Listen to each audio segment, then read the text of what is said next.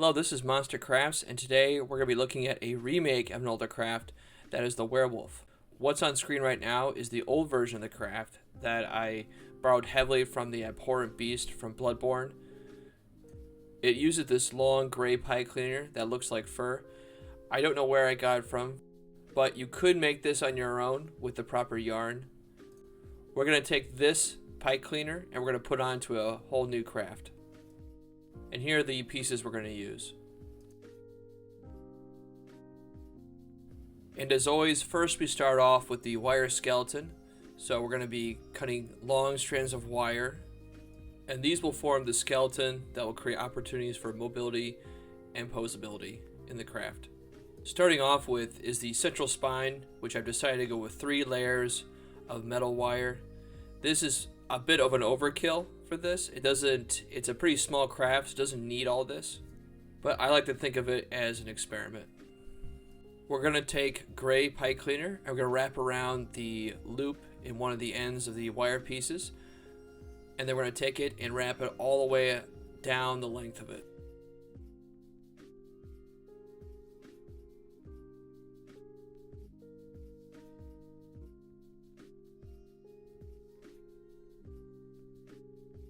At the end, you want to tie it off. With these 3 pieces, we're going to tie them together to form the backbone of the craft. Again, we're starting at the end to loop them together, and then you tie them together all the way down the length of the wire.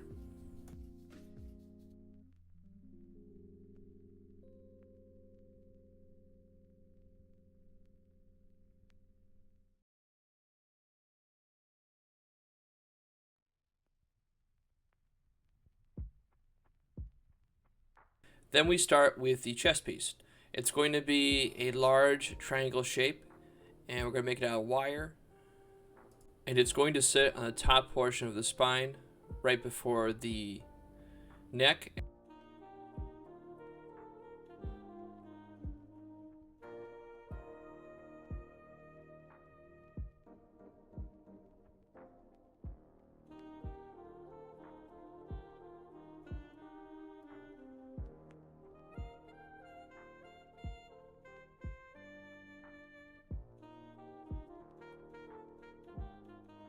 Make sure to tie the 2 ends together to form the triangle, and so the wire doesn't move around anywhere. It forms a strong shape.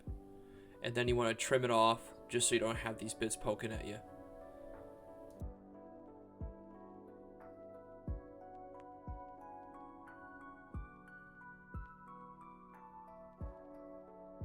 Next is going to be the waist piece. It's also going to be a triangle, but smaller.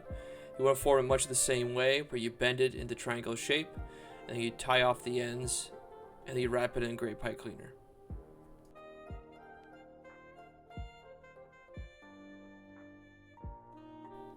It's going to go right beneath the chest triangle, and that space is going to create a swivel joint for the waist.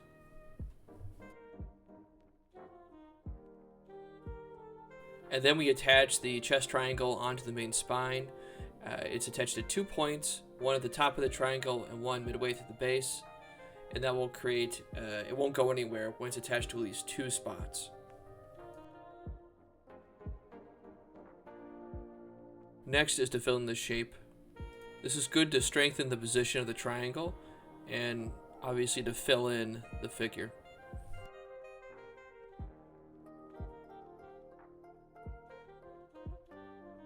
Then attach the lower triangle and do the same thing.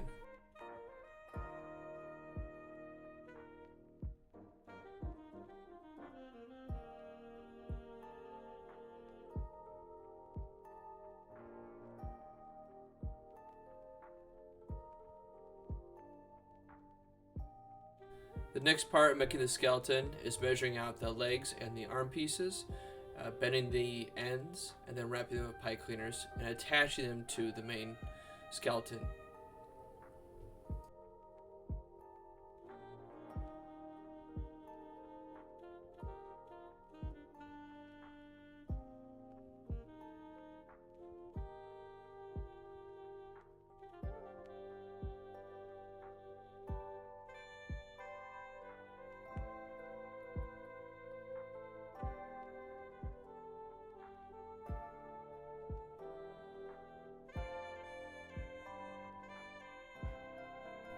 Measure and find the midpoint of the strand of wire. It's okay if one side of like the leg or the arms are a little bit longer than the other. In my experience, that usually happens anyway. You can add or subtract length when you make the foot or the hand in the case of the arms.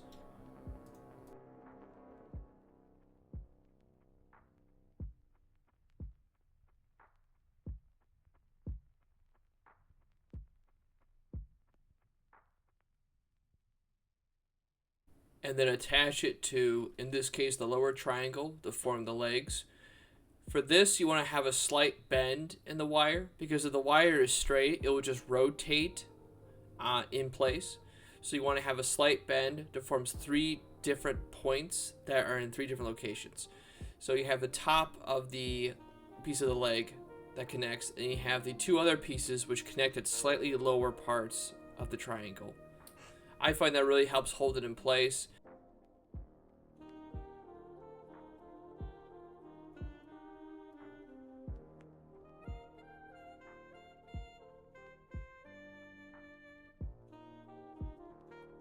Here are the lengths of wire that will form the arms. And for this, we're using 3, similar to the thickness of the spine. In hindsight, 3 was too many. Now, the legs are 2 pieces of wire, and the arms are 3 pieces. Which, now that I'm recording this after it's finished, is way too much. The arms do not need the strength that they have, and it's very difficult to bend. But again, this was supposed to be an experiment.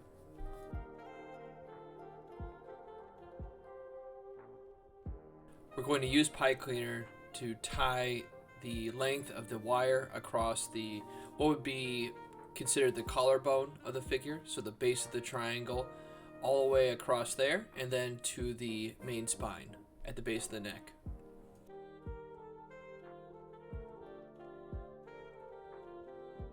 And this is what the complete skeleton looks like. So this is all the pieces of wire currently on. I decided not to create elbows and knee joints, wrists for this figure as I did in the past figures, only because I didn't feel like it. And I decided to work on the mouthpiece last. I didn't use any wire in it because I've been finding lately that it's kind of unnecessary to put wire in. When you don't use wire and you just stick to purely pipe cleaner for things like the head, the hands, and the feet, it usually allows you to create things that are smaller and can more easily control the size. I actually really like the ears I put on this thing. I was looking at the werewolf design in Van Helsing, the movie of Hugh Jackman, and this looks nothing like it, but I like the straight pointy ears, and I decided to go in that direction. But then I looked at the White Wolf. I think that's actually the first video on this channel, and I kind of borrowed that design for this. I checked, that was not, in fact, the first video on this channel. It was the second video.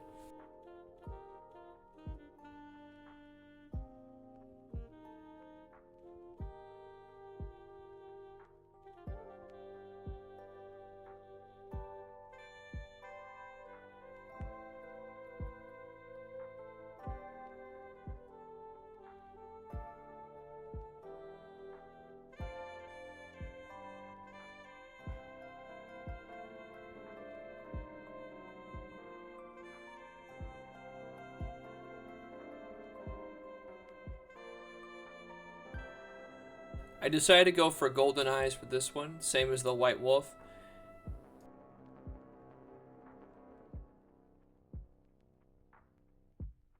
Next are the hands.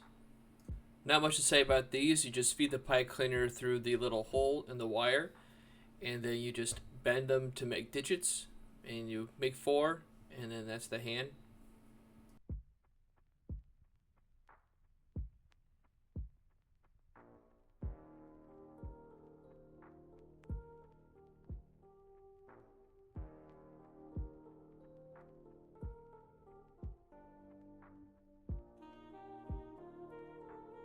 Then what I like to do is fill in the spaces in between the digits, because right now we have, I guess, kind of a nub, and then we have fingers, but there's no hand. So I fill it in between. For the claws, we loop in white pipe cleaner into the ends of the fingers.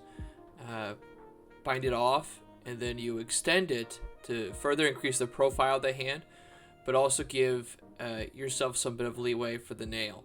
So when you go to wrap the gray pipe cleaner around it, you can overlap on the white pipe cleaner, and it looks more natural that way.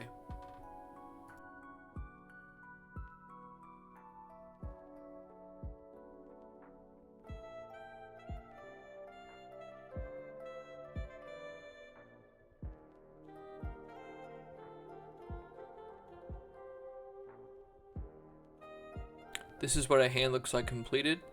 All 4 digits are posable. The claw can open and close. Now the large furry pipe cleaner goes on next, and that's going to attach at the base of the palm. I guess the back of the hand here. It's going to go all the way up to the shoulder. It's going to look like this. I already completed this side just to see if it works, but again, it connects there, and then it goes on the outside all the way to the top, and then you can see the underside of the arm. So this is kind of the rough placement on the other side. To do this, I'm going to take the end of the big pipe cleaner. I'm going to tie it off to a normal piece, and so it's like that. And then we're going to take the normal pipe cleaner and attach it to the base of the hand.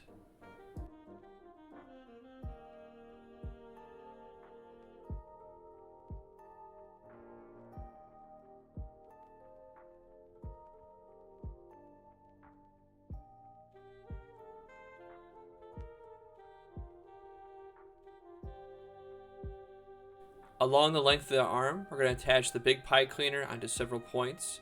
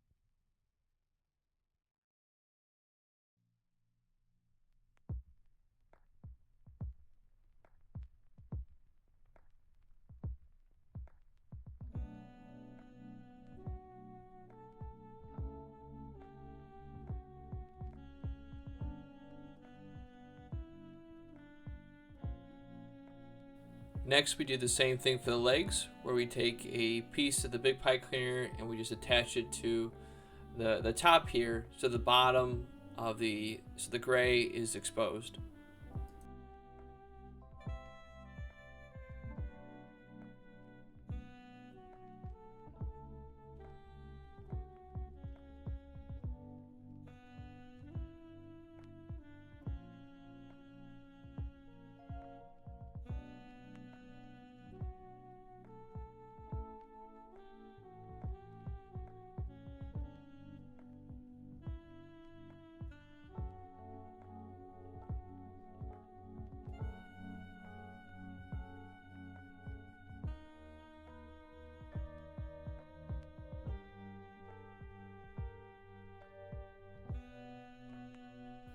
So I'm wrapping it around the areas that I want covered, hoping that I don't suddenly run out.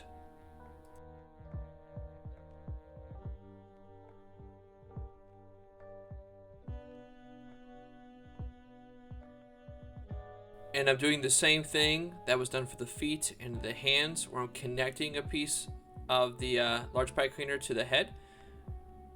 I'm trying to get a certain look, and so that the fur encroaches a bit more on the skull. So looking at this angle, I think it looks pretty good, and this is what I was going for. So that worked out pretty well.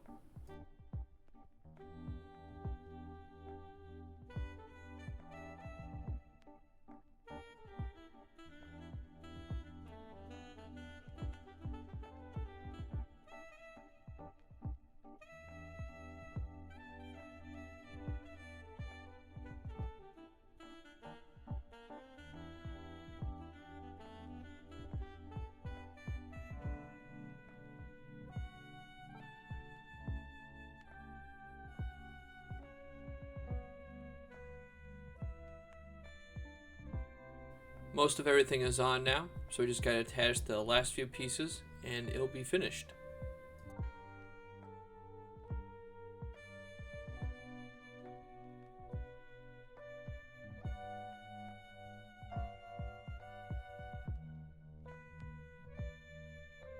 Here's the finished craft.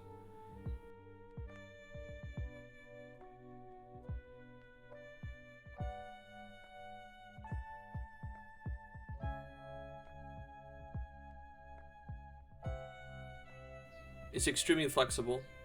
Since there's no joint system in this and no real restrictions to movement in the limbs, they can bend any which way like a pipe cleaner could bend, because the wire skeleton acts as how a pipe cleaner would.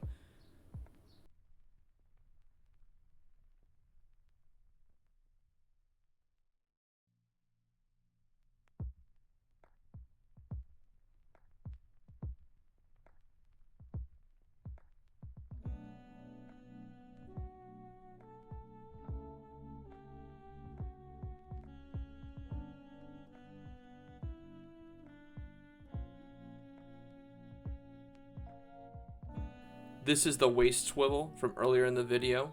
It's the point in between the two triangles. This is what it looks like now. That's all done. If you look, the bottom of the tail there actually moves because it's part of the same piece as the spine. So that rotates with the upper body. Looking at the head, it's completely made of pipe cleaner, so there's no wire in this. So when you go to move it, you have to grab it by the base of the skull, where the wire neck is. Otherwise, the head will morph and you can distort its shape because there's no wire keeping it in place. But it still has pretty good rotation. The neck is just long enough to get pretty good mobility. Then here, this is the central wire that is part of the arms here. You can still see that. I didn't have enough to cover the whole body, so just pick and choose. Thought what looked cool.